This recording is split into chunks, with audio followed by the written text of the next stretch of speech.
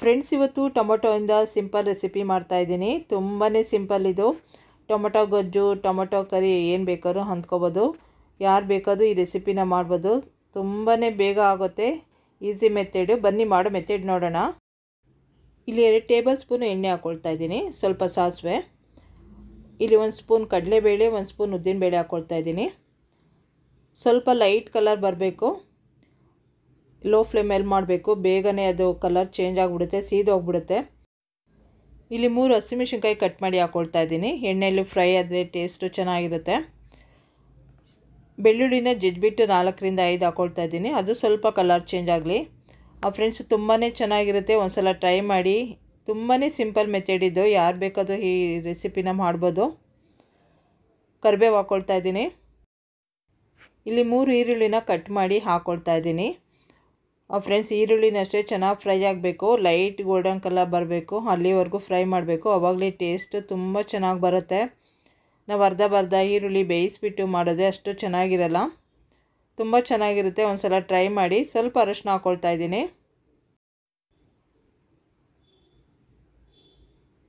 Friends, ಆಗಿದೆ ನೋಡಿ. ಈರುಳ್ಳಿ ಎಲ್ಲ ಚೆನ್ನಾಗಿ ಫ್ರೈ ಆಗಿದೆ. ಇಷ್ಟು ಫ್ರೈ ಆಗಬೇಕು. ಆವಾಗಲೇ ಟೇಸ್ಟು ಚೆನ್ನಾಗಿರುತ್ತೆ. ಟೊಮೊಟೊನೂ ಅಷ್ಟೇ ತುಂಬ ಹಣ್ಣಾಗಿರೋ ಟೊಮೊಟೊ ತೊಗೋಬೇಕು, ಚೆನ್ನಾಗಿರುತ್ತೆ. 6 ಟೊಮೊಟೊನ ಕಟ್ ಮಾಡಿ ಹಾಕ್ತಾಯಿದ್ದೀನಿ. ಹುಳಿ ಟೊಮೊಟೊ, ಅದು ಆ್ಯಪಲ್ ಟೊಮೊಟೊಲ್ಲೂ ಚೆನ್ನಾಗಿರುತ್ತೆ. ಇದು ಒಂಥರ ಟೇಸ್ಟ್ ಇರುತ್ತೆ, ಹುಳಿ ಹುಳಿಯಾಗಿ. ಹಾಕಿಬಿಟ್ಟು ನೀಟಾಗಿ ಮಿಕ್ಸ್ ಮಾಡಬೇಕು. ಏಕೆಂದರೆ ಒಗ್ಗರಣೆಗೆಲ್ಲ ನೀಟಾಗಿ ಮಿಕ್ಸ್ ಆಗಲಿ ಈರುಳ್ಳಿ ಜೊತೆ ಎಲ್ಲ. ಟೊಮೊಟೊ ಚೆನ್ನಾಗಿ ಬೇಯಬೇಕು. ನೀರೆಲ್ಲ ಬಿಟ್ಕೊಳ್ಳುತ್ತೆ. ನೀರು ಬಿಟ್ಕೊಂಡು ಅದೆಲ್ಲ ನೀರಿನ ಅಂಶ ಎಲ್ಲ ಡ್ರೈ ಆಗಬೇಕು. ಅಲ್ಲಿವರೆಗೂ ನಾವು ಬೇಯಿಸ್ಕೋಬೇಕು. ತುಂಬ ಚೆನ್ನಾಗಿರುತ್ತೆ ಆ ಥರ ಮಾಡೋದ್ರಿಂದ. ಫ್ರೆಂಡ್ಸ್, ಈಗ ನಾನು ಉಪ್ಪು ಹಾಕ್ಕೊಳ್ತಾ ಇದ್ದೀನಿ. ಉಪ್ಪು ಹಾಕೋದ್ರಿಂದ ಬೇಗ ಬೇಯುತ್ತೆ ಅಂತ. ಯಾಕೆಂದರೆ ತುಂಬ ಹಣ್ಣಾಗಿರೋದು ಟೊಮೊಟೊ ತೊಗೊಂಡ್ರೆ ಬೇಗ ಆಗಿಬಿಡುತ್ತೆ, ಬೇಗ ಬೆಂದ್ಬಿಡುತ್ತೆ. ಮಿಕ್ಸ್ ಮಾಡ್ತಾಯಿದ್ದೀನಿ. ಉಪ್ಪು ಹಾಕಿದ್ಮೇಲೆ ಮಿಕ್ಸ್ ಮಾಡಬೇಕು. ಒಂದು ಪ್ಲೇಟ್ ಮುಚ್ಚಿಡ್ತಾ ಇದ್ದೀನಿ ಮಿಕ್ಸ್ ಆದಮೇಲೆ, ಏಕೆಂದರೆ ಅದು ಬೇಗ ಬೇಯಲಿ ಅಂತ. ಅದು ಪ್ಲೇಟ್ ಮುಚ್ಚಿದ ಮೇಲೆ ಮಧ್ಯೆ ಮಿಕ್ಸ್ ಮಾಡ್ತಾ ಇರಬೇಕು. ಏಕೆಂದರೆ ಇಲ್ಲಾಂದರೆ ಒಂದೇ ಸೈಡು ಬೇಯ್ತಾ ಇರುತ್ತೆ.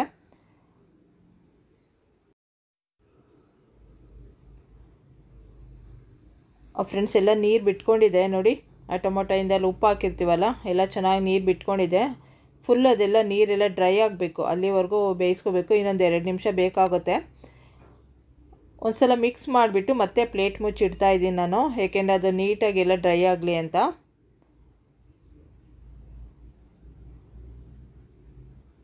ಫ್ರೆಂಡ್ಸ್, ಆಗಿದೆ ನೋಡಿ. ಫುಲ್ಲು ಡ್ರೈ ಆಗಿದೆ. ಇಲ್ಲಿವರೆಗೂ ನಾವು ಬೇಯಿಸ್ಕೋಬೇಕು. ನೀರಿನ ಅಂಶ ಸ್ವಲ್ಪನೂ ಇರಬಾರ್ದು. ಆವಾಗಲೇ ಟೇಸ್ಟು ತುಂಬ ಚೆನ್ನಾಗಿ ಬರುತ್ತೆ.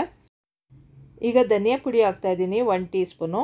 ಅಚ್ಕಾರದ ಪುಡಿ ಹಾಕ್ತಾಯಿದ್ದೀನಿ. ಖಾರಕ್ಕೆ ಎಷ್ಟು ಬೇಕೋ ಅಷ್ಟು ಮಿಕ್ಸ್ ಮಾಡಬೇಕು. ಹಾಕಿದ ಮೇಲೆ ಲೋ ಫ್ಲೇಮ್ ಇರಲಿ, ಇಲ್ಲಾಂದರೆ ಘಾಟು ಸ್ಮೆಲ್ ಬರುತ್ತೆ.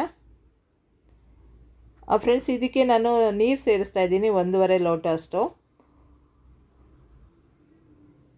ನೀರು ಹಾಕಿದ್ಮೇಲೆ 2ರಿಂದ 3 ನಿಮಿಷ ಅದು ಕುದಿಸ್ಬೇಕು. ಏಕೆಂದರೆ ಅದು ಧನಿಯಾ ಪುಡಿ, ಖಾರದ ಪುಡಿದೆಲ್ಲ ಹಸಿ ಸ್ಮೆಲ್ ಹೋಗಬೇಕು. ಸ್ವಲ್ಪ ಗಟ್ಟಿ ಆಗಬೇಕು, ಆವಾಗಲೇ ಚೆನ್ನಾಗಿರೋದು.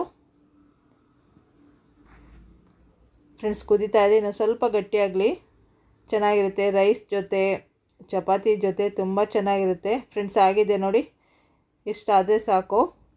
ಲಾಸ್ಟಲ್ಲಿ ಕೊತ್ತಂಬರಿ ಸೊಪ್ಪು ಹಾಕ್ತಾಯಿದ್ದೀನಿ. ಸ್ವಲ್ಪ ಹಾಕ್ಬಿಟ್ಟು ಮಿಕ್ಸ್ ಮಾಡ್ತಾಯಿದ್ದೀನಿ.